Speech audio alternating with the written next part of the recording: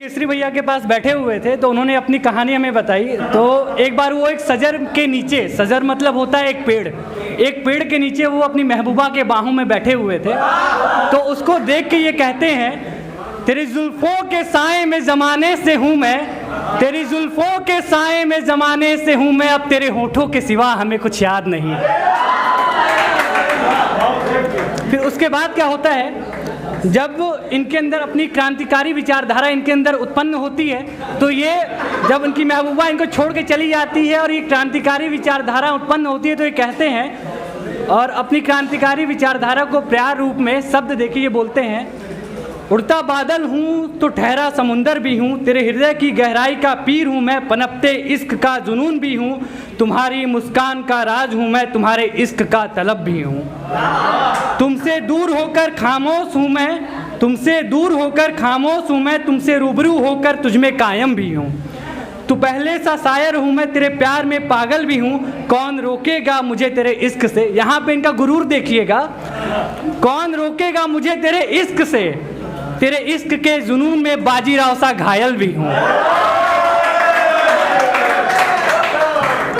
अभी केसरी भैया का थोड़ा सा ये कहानी था।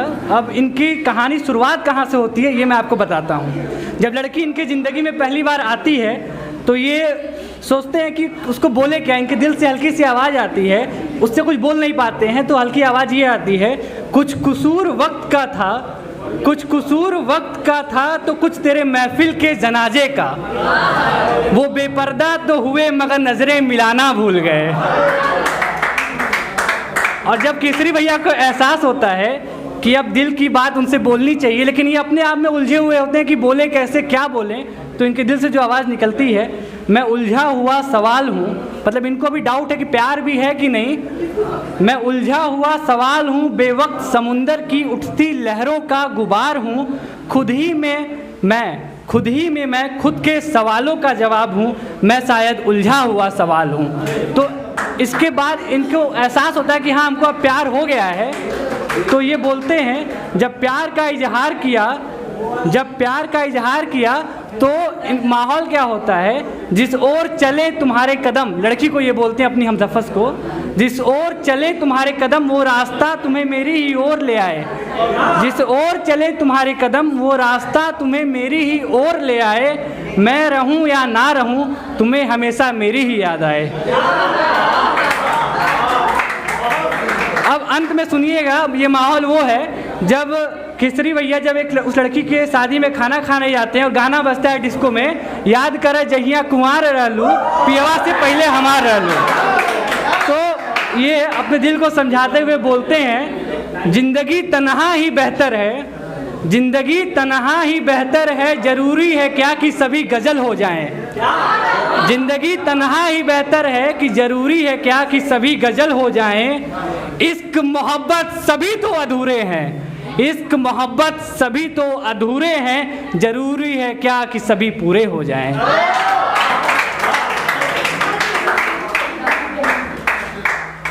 अगर आप लोग बोर नहीं हो रहे हैं तो एक बार जोरदार तालियां मेरे लिए ही बजा दें।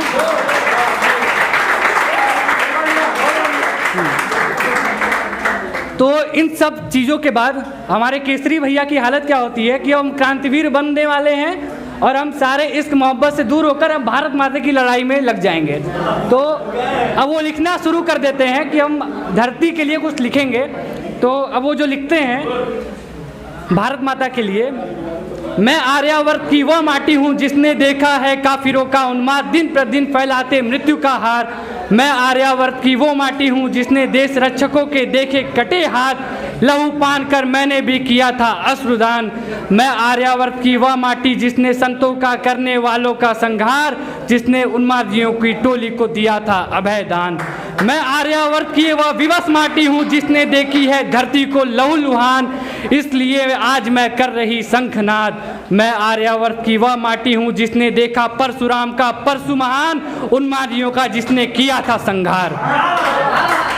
मैं आर्यावर्त की वह माटी जिसने जन्मा है वीरों को, दुश्मन के शीश काटने वाले सुरवीरों को। मैं आर्यावर्त की वह माटी जिसने करती तुमसे करती पुकार, थाम लो अपनी निष्ठा को वरना मेरा नरसंहार सहो। अपने बच्चों के जाते प्राण सहो, थाम लो अपनी निष्ठा को वरना मेरी ललकार सुनो। मेरी अब वज्रपात सुनो, किलकारियों की जगह मृत्यु का आह्वान सुनो। तुम अब मानव जाति का अल्प विराम सुनो, तुम अब मानव जाति का अल्प विराम सुनो। सीरियसनेस, मैं आपको एक वास्तविकता बताता हूँ। ये कविता लिखने का मेरा मेन उद्देश्य क्या था कि जिस प्रकार हम सभी प्रकृति के साथ खिलवाड़ कर रहे हैं और हम आतंकवादियों को सहारा दे रहे हैं अपने ही देश में, अपने देश के ही लोग, तो उनके लिए कविताएं थी। अगर हम अपने ही देश के लोग जो हैं उन उन्मादियों को सहारा देना बंद करें, एक सात्विक जीवन, एक सात्विक विचारधारा से अपने जीवन को जीवन यापन करते रहें, तो निश्चित रूप से यह जो भारतवर्ष है ये एक आर्यावर्त की तरह फिर से पुनः विश्व गुरु बनेगा और हम सभी उसके जीते जागते उदाहरण होंगे। धन्यवाद।